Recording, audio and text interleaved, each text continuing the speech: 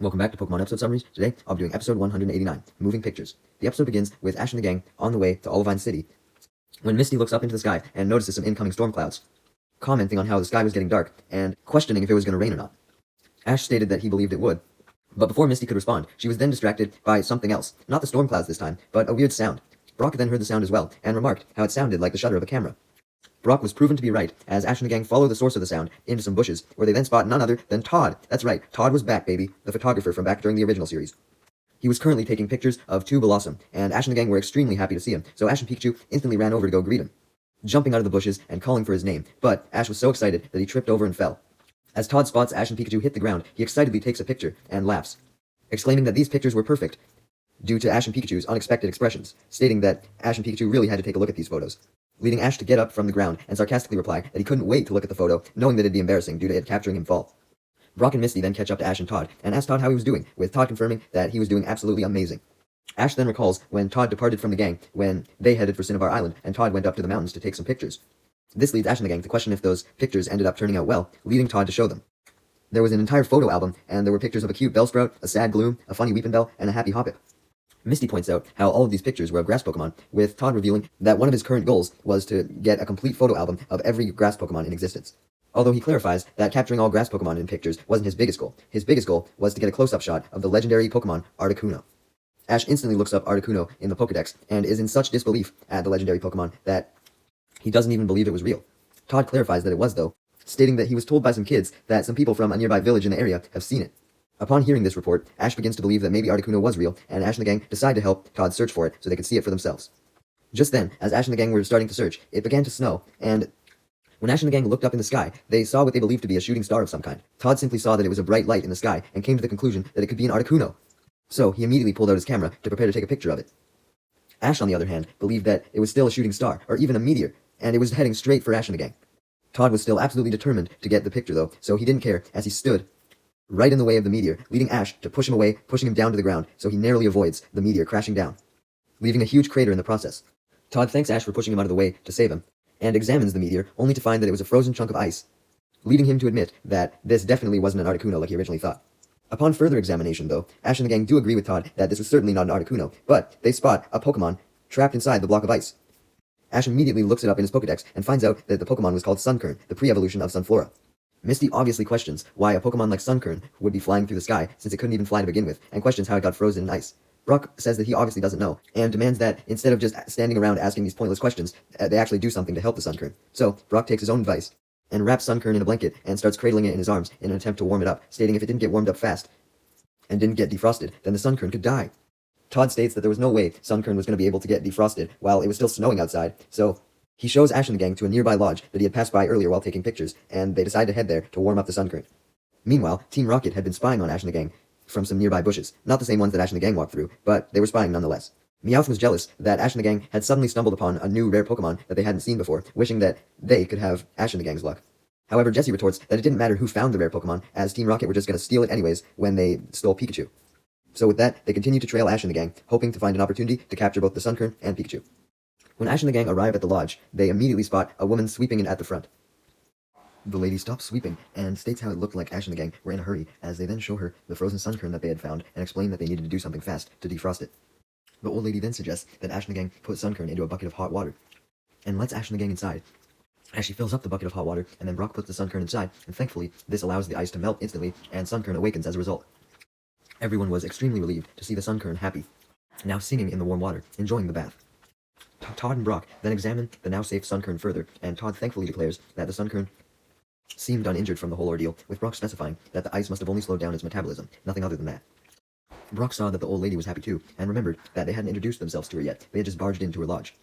So Ash and the gang politely introduced themselves, and thanked the old lady for helping them save the Sunkern, with the old lady revealing that her name was Sophia, and that she was glad to help the Sunkern because this lodge was known as the Sunflora Lodge, so taking care of Sunflora's pre-evolution was definitely something that she was down to do.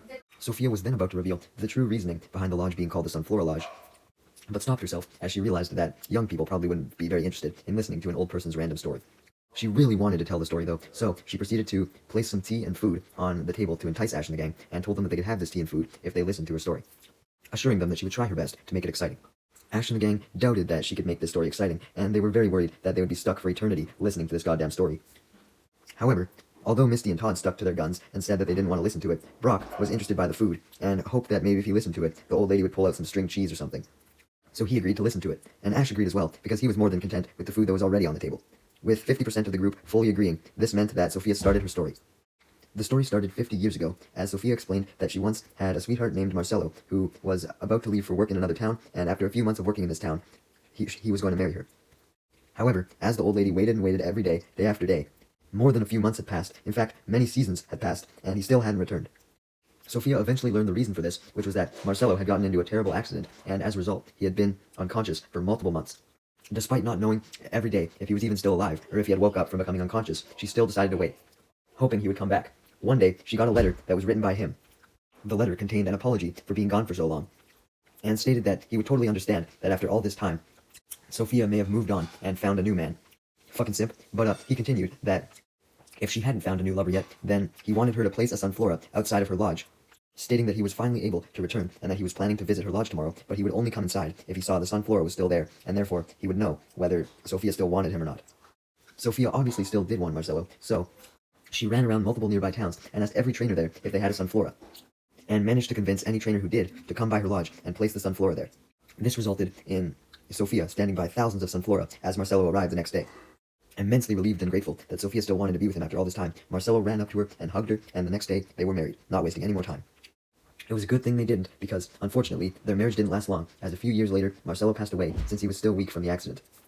That was unfortunately the end of the story. Definitely not a happy ending. But it certainly explained why the lodge was called the Sunflora Lodge, that's for sure. Anyways, Ash and the gang were crying immensely, remarking how sad the story was, but admitted that they were glad that they heard it, since now they understood why the lady liked Sunkern and Sunflora so much. Meanwhile, Team Rocket was above the lodge's ceiling, listening through a small hole that had likely been caused by the snow. They were also crying their eyes out, as they say it was the most beautiful story they ever heard, and that they were touched deeply by it. Whoa, no way, Team Rocket actually had emotions? Meowth thought that the story was so touching that it could actually be turned into a book, suggesting that if the lady was Spanish, then she could make it into a telenovela.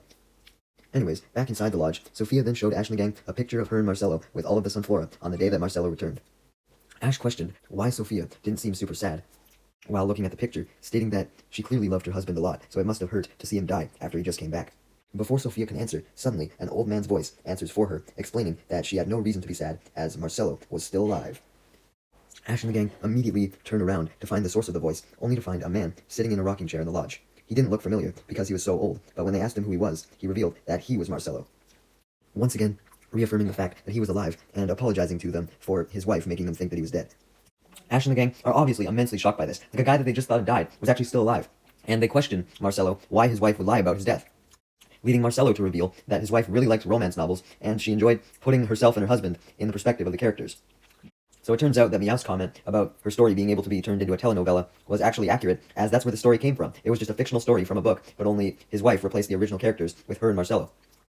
Ash begins to get a little mad that the old lady had lied to them, and essentially tried to make them feel bad when nothing bad had even happened, stating that if you couldn't trust a little old lady, then who could you trust?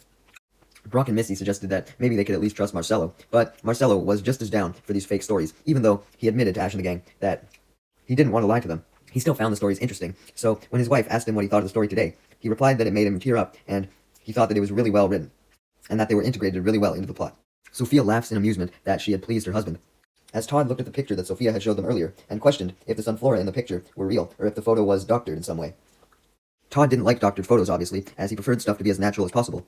And he severely doubted that the picture was real, since if the story about the Sunflora was fake, why would the Sunflora be real? Much to Todd's surprise, though, the old lady Sophia confirmed that the Sunflora actually were real, explaining that they were able to get the picture because every year during the winter, the south slope by the lodge is warm, which makes the Sunflora return there every year.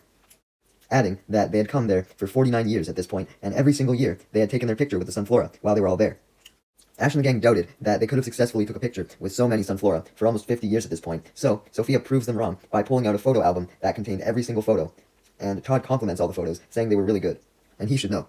Sophia and Marcelo then explained that the reason why these photos were so good was because it showed Sophia and Marcelo at their happiest, because all of these photos were taken on the day of their anniversary, adding that today was actually their 50th anniversary.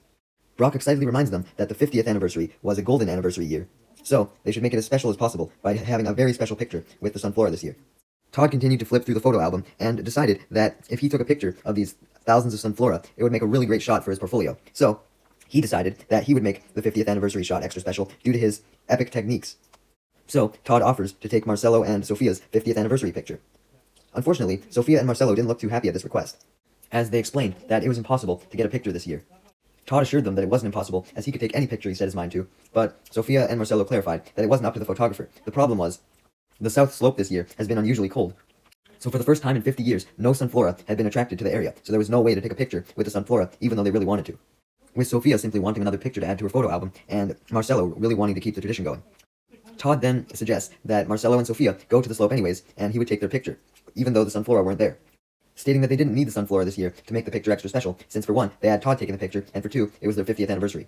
Marcelo and Sophia eventually agree, after a bit of thinking, coming to the conclusion that they wanted to honor their 50th anniversary. With that, Marcelo and Sophia lead Ash and the gang and Todd to the south slope, but before they go, Brock decided to take Sunkern with them, with Misty questioning why, leading Brock to explain that since Sunkern was the pre-evolution of Sunflora, it may be able to find out what happened to the Sunflora and why they disappeared this year, stating that just because the slope was a bit colder, it shouldn't have scared off the Sunflora entirely. Also before they go, Todd takes a practice picture of Marcelo and Sophia so he can get a feel for the real one. Meanwhile, Team Rocket was still spying on the roof of the lodge, and they celebrated as since Ash and the gang would be going to the slope, and they would be busy taking Marcelo and Sophia's picture and trying to find out what happened to the Sunflora, they would therefore be distracted, meaning that Team Rocket would have the perfect chance to capture Pikachu. As well as the Sunkern, for that matter. Anyways, after a bit of walking, Ash and the gang had located several slopes, and were thankfully guided to the correct slope by Sophia and Marcelo. As soon as they arrived, Todd began taking pictures of the area, as he declared that the Sunflora must not have shown up, not because of the cold, but because the area was now super dark and gloomy, because of all the recent snowfall, confirming that the Sunflora would not like a place this dark and gloomy, since they were always meant to be happy and like the nice weather. Marcelo confirms Todd's theory, as he states that it hadn't really started snowing pretty severely until about a few weeks ago, which was also when the Sunflora had completely disappeared from the area, not just the slope, further stating that a lot of them like to stay with their original trainers and not go out. Just then, it starts to snow yet again, which reminded Sophia of the first time her and Marcelo crossed the bridge to get up the slope, for the first time, explaining that the snow caused her to slip and fall while crossing the bridge, but Marcelo grabbed her just as her backpack fell down the gorge. The snowstorm was causing the bridge to shake heavily, so Marcelo was in danger of going over the bridge as well. So, Sophia told Marcelo to let her go and save himself, otherwise they would both die, but Marcelo was determined to not let go, and he managed to pull her back up and hug her. As the story ended, her and Marcelo were currently hugging in real life. Ash and the gang were extremely amazed by this story, with Misty especially commenting on the ending, and talking about how love triumphed over everything. Brock, however, then became a little skeptical of the story, as he had realized that Ash and the gang never had to cross a bridge to get to the slope, so why did Marcelo and Sophia originally? This leads Sophia to confess that this story was just another one that she had made up, taking it from not a book this time, but a reality show. Explaining that the situation did technically happen in the reality TV show's world, but Ash and the gang obviously didn't see Sophia's logic, as the reality show was likely fake as fuck. As Ash was yelling at himself for trusting Sophia again, Todd pointed out how the snow was starting to come down a lot heavier now, with Brock explaining how that didn't make sense, as it was just spitting a bit of snow, and then it suddenly started downpouring snow, and that just made no sense at the sudden change. It should have been a gradual downfall. The snowfall was so severe that Misty realized that a snowfall like this could have been what caused the Sunkern to become encased in ice. With Brock confirming the possibility, though still wondering how the Sunkern ended up in the sky in the process. Though a snowfall this hectic could have actually been possible naturally, it turns out that this one wasn't. Instead, it was caused by a huge mech that Ash and the gang spotted, approached the slope, that had a huge snowblower on the top. The mech happens to have the Team Rocket symbol on it, so Ash and the gang realized who was behind the machine, leading Team Rocket to reveal themselves as they come out from behind the machine, riding skis, and say their motto, declaring their plan to capture Pikachu and the Sunkern by trying to freeze the Sunkern again. Todd cuts off Team Rocket's motto, though, in shock that they were still following Ash and the gang after all this time, stating that he thought the three losers would be gone by now. Team Rocket are pissed off by Todd's insults, so they decide to insult him back, telling him to go infest a dark room and calling him a shutterbug. Getting rid of any intimidation Team Rocket was trying to employ, Wobbuffet then suddenly pops out of its Pokeball, leading Jessie to order it to get back into its Pokeball, but Wobbuffet unfortunately refuses, leading Jessie to tell it to bug off like a shutterbug, and simply push it out of the way. Todd then tries to take some pictures of Wobbuffet, as he didn't have any yet, but Jessie blocks his view, and questions if he was trying to shoot a horror picture, stating that no one should ever willingly want to take a picture of Wobbuffet. Anyways, Meowth was done with all the distractions at this point, and he proceeded to press a button on the mech's controller, which started to blow a whole bunch of snow directly at Ash and the gang, in the form of a massive blizzard. This blizzard causes Sophia to remember a story of when her and Marcelo were caught in a snowstorm, explaining how the storm had caused her to collapse, and she told Marcelo to go on without her, in fear of something bad happening to him. But just like the bridge story, Marcelo refused to go on, and stayed behind to pick her up from the snow and helped get her to safety before she died. The story was then cut off by Misty, who was not in the mood to hear another one of Sophia's stories, which she knew were fake, explaining that although the story sounded interesting, it being fake took away all the awesomeness from it. However, Marcelo denied this, claiming that the ending was very interesting, as Sophia continued regardless of the interruption, explaining that the ending was a ranger finding them frozen in two intertwining bodies of ice. because Marcelo had failed to get her to safety, but stayed by her side anyways. Misty then interrupted the story yet again, right as it ended, bitterly questioning if Marcelo and Sophia were so out of it that they hadn't even realized that they were being attacked by a huge snowstorm after all. Even though they didn't realize they were under attack before, they realized pretty quickly after this, as Jesse then ordered Meowth to put the mech's snowblowing machine on full blast, and as a result, this covered Ash and the gang, Sophia and Marcelo, entirely in snow, to the point where they weren't visible, which pissed Jessie off, as she realized her plan had backfired, as now they couldn't locate where Pikachu was to steal him. So, Jessie retracted her order, instead now ordering Meowth to turn the machine entirely off so that no more snow could cover the already full slope. Meowth obliges, so therefore, with no more snow piling on top of them, Ash and the gang are able to pop their heads out of the snow that was already there, meaning that Pikachu was now in Team Rocket's sights, just as they wanted. However, with Pikachu free, it was now able to use Thunderbolt, or at least it should have been, but its tail was still jammed in the snow, and it was too cold to be able to use Thunderbolt. With Pikachu defenseless, Ash decides to send in Bulbasaur to use Solar Beam on Team Rocket. However, Jessie then tells Meowth to turn the snow machine back on and shoot snow straight at Bulbasaur to bury him. Meowth gets pissed off at this, claiming that he was getting finger fatigue due to Jessie continuously changing her mind, telling him to turn the machine on, then turn it off, then turn it on, then turn it off. But Meowth eventually quits complaining and eventually obliges, burying Bulbasaur in the snow to the point where it couldn't move. This leads James to taunt that there was no job like a snow job, and Meowth to taunt that he was the abominable Snow Meowth. Jessie was annoyed by these taunts, demanding them to actually do something useful like her, as she sent out her Arbok and ordered it to go grab Pikachu, which Arbok then did by grabbing it from the snow. To make sure that Pikachu still couldn't attack, Arbok then used Wrap to wrap Pikachu so that its tail was suppressed and it couldn't unleash a Thunderbolt. This allowed Arbok to successfully bring Pikachu to Team Rocket without any issues, leaving Bulbasaur to try and free itself from the snow to assist Pikachu, but it was still stuck. Thankfully, Sunkern then stepped in, managing to jump out of Brock's arms, even though Brock was still semi-covered in snow, and used Sunny Day to brighten the sky, ending the snowfall, and melting all the snow around them, which freed Bulbasaur in the process, along with Ash and the gang, and Marcelo and Sophia. With Bulbasaur free, it proceeds to use Solar Beam, which freaks Team Rocket out, as it almost hits them, but thankfully for them, just hits their snowblower machine instead, which wasn't going to do anything anyways, since Sunny Day was in effect. Team Rocket used the distraction of their machine being destroyed to try and run away so that Bulbasaur couldn't try and hit them again, with Arbok trailing behind Team Rocket, still with Pikachu in its grasp. However, Arbok was slithering away too fast, and it forgot that it had Pikachu in its grasp, as it proceeded to slither at an immense speed, which caused it to drop Pikachu, meaning Pikachu was now free. Team Rocket realized that they were in danger because of this, as Pikachu could use Thunderbolt at any second, and knew that they could blast off. So, James orders Meowth to do something to help Team Rocket escape getting blasted off, leading Meowth to push a button on the controller for the snowblower machine, which somehow allowed their balloon to appear, as Team Rocket hopped inside, saying they wished they could stay in battle, but they were going to let them slide this time, since they wanted to escape a humiliating defeat.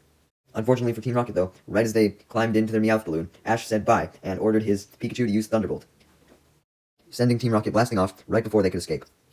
Ash and the gang then thanks Sunkern for all of its help, as Todd decides to take a picture of it in amazement.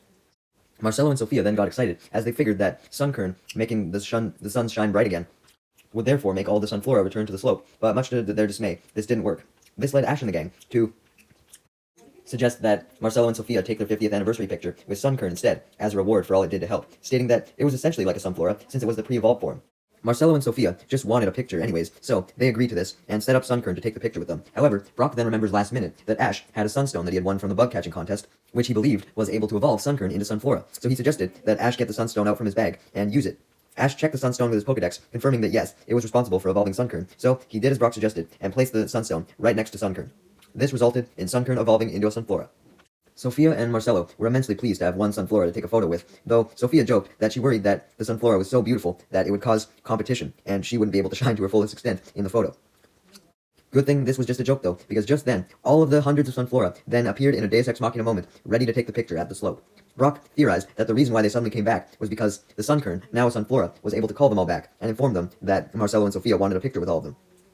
With all the Sunflora present, Todd then instructs Marcelo and Sophia to get in the same pose they were in the first picture 50 years ago, and they do as he takes their 50th anniversary photo. However, when he does, and moves the camera lens away from his eye, he spots a dazzling icy light that resembles an Articuno in the background of the photo.